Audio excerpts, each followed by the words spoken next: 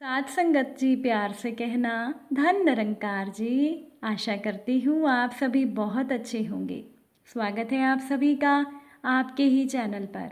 आज मैं आप सभी के लिए एक बहुत ही खूबसूरत साखी लेकर आई हूँ। तो चलिए ज़्यादा समय ना गवाते हुए आज की साखी सुनते हैं।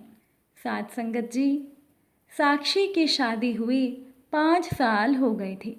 साक्षी के पति थोड़ा कम बोलते थे, पर वो बहुत ही सुशील और संस्कारी थे।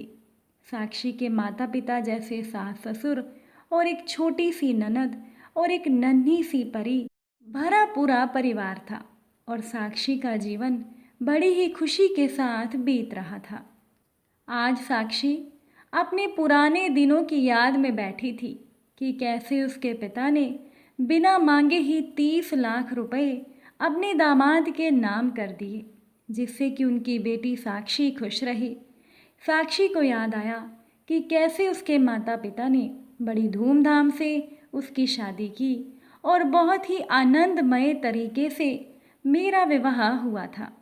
साथ संगत जी, दरअसल बात ये थी कि साक्षी के बड़े भाई ने अपने माता पिता को घर से निकाल दिया था, क्योंकि पैसे तो उनके पास बचे नहीं थे। जितने भी रुपए पैसे थे वो उन्होंने अपनी बेटी साक्षी की शादी में लगा दिए थे। फिर भला साक्षी का भाई अपने माता पिता को क्यों रखने लगा? इसीलिए साक्षी के माता पिता एक मंदिर में रुके थे। साक्षी आज उनसे मिल करके आई थी और बहुत ही उदास रहने लगी थी। आखिर साक्षी बेटी थी तो अपने माता पिता के लिए दुख होना ये स्वाभाविक बात थी।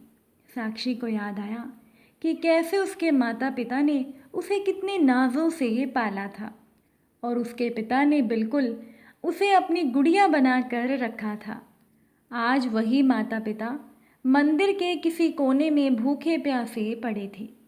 साक्षी अपने पति से बात करना चाहती थी कि वो अपने माता पिता को अपने घर लाना चाहती है, लेकिन अपने पति से बात करने की हिम्मत साक्षी की नहीं हो रही थी, क्योंकि साक्षी के पति बहुत कम बोलते थे, अधिकतर चुप ही रहते थे।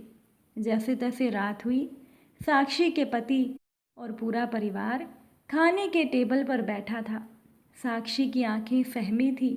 उसने डरते हुए अपने पति से कहा कि मेरे बड़े भाई ने मम्मी पापा को घर से निकाल दिया है और वो लोग अभी मंदिर में हैं। अगर आप कहें तो मैं उनको यहाँ ले आऊँ। साक्षी के पति ने कुछ नहीं कहा और खाना ख़त्म करके वो अपने कमरे में ही चला गया। सभी लोग अभी तक खाना खा रहे थे, लेकिन साक्षी के गले से एक निवाला भी नहीं उतरा था। उसे बस यही चिंता सता रही थी कि अब क्या होगा। साक्षी को लगा कि उसके पति ने भी उसका साथ नहीं दिया और साक्षी आंखों में आंसू लिए सबके लिए खाना परोस रही थी। थोड़ी देर के बाद साक्षी के पति कमरे से बाहर आए और साक्षी के हाथों में नोटों का एक बंडल देते हुए कहा कि इस पैसे से अपने माँ और पिताजी के लिए घर खरीद लो और उनको कहना कि वो किसी भी बात की फिक्र ना करें, मैं हूँ। साक्षी ने बात को बीच में ही काटते हुए कहा कि आपके पास इतने रुपए कहाँ से आए? तब साक्षी के पति ने जवाब दिया कि ये रुपए तुम्हारे पिता के दिए गए रुपए ही हैं, मेरे नहीं थे, इसीलिए मैंने आज तक इन्हें हाथ नहीं लगाया। ये वही 30 लाख रुपए हैं।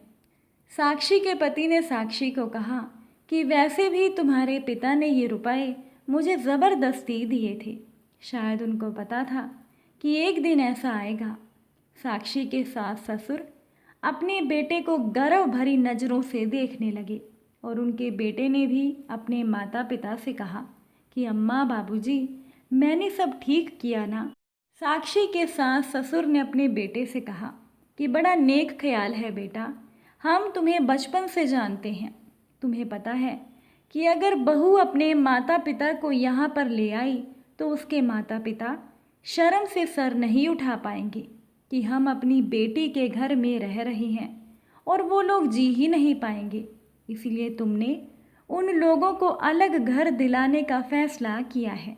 और रही बात इन दहेज के रुपयों की, तो हमें कभी इनकी ज़रूरत ही नहीं पड़ी, क्योंकि तुमने कभी भी हमें किसी चीज़ की कमी नहीं होने दी। खुश रहो बेटा। ये कहकर साक्षी और उसके पति को छोड़ सब सोने के लिए चले गए। साथ संगत जी, साक्षी के पति ने उसे फिर से कहा कि अगर तुम्हें और रुपयों की ज़रूरत हो तो मुझे बताना, और अपने माता पिता को ये बात बिल्कुल मत बताना कि घर खरीदने के लिए पैसे कहाँ से आए। कुछ भी बहाना बना देना, वरना वो अपने आप को दिल ही दिल में कोसते रहेंगे। चलो अच्छा, अब मैं सोने जा रहा हूँ, मुझे सुबह दफ्तर जाना है। ये कहकर साक्षी का पति कमरे में चला गया और साक्षी खुद को कोसने लगी। मन ही मन ना जाने उसने अपने पति को लेकर क्या क्या सोच लिया था कि मेरे पति ने दहेज के पैसे भी लिए हैं और वो भी मेरे माता पिता की मदद नहीं कर रहे। और साक्षी ने तो ये भी सोच लिया था कि अब मैं भी अपने सास ससुर की सेवा नहीं करूँगी। अब साक्षी को समझ में आ गया था कि भले ही उनके पति कम बोलते हैं, पर वो समझदार बहुत ज़्यादा हैं। साक्षी उठी और साक्षी ने जाकर अपने पति से माफ़ी मांगी, और साक्षी ने खुद अपने पति को बताया कि उसकी सोच कितनी गलत थी। तब साक्षी के पति ने कहा कि कोई बात नहीं, अगर तुम्हारी जगह मैं भी होता तो मैं भी यही सोचता। ये सुनकर साक्षी की खुशी का कोई ठिकाना नहीं था। एक तरफ साक्षी के पति ने उसके माता पिता की परेशानी को दूर कर दिया और दूसरी तरफ साक्षी को भी माफ़ कर दिया। साथ संगत जी, हर एक इंसान बुरा नहीं होता, इसीलिए जल्दबाजी में कभी भी किसी के लिए कोई राय मत बनाएं। कुछ इंसान इस दुनिया में बहुत अच्छे होते हैं जो दूसरों का भी हमेशा भला ही सोचते हैं। इसीलिए अपना और अपनों का हमेशा ध्यान रखें। मैं आशा करती हूँ कि आज की छोटी सी साखी आपको ज़रूर पसंद आई होगी। अगर ये साखी आपको अच्छी लगे तो वीडियो को लाइक कीजिएगा, और अगर आप इस चैनल पर पहली बार साखी सुन रहे हैं तो चैनल को सब्सक्राइब भी ज़रूर कीजिएगा। फिर मुलाकात होगी आप सभी से एक नई साखी के साथ।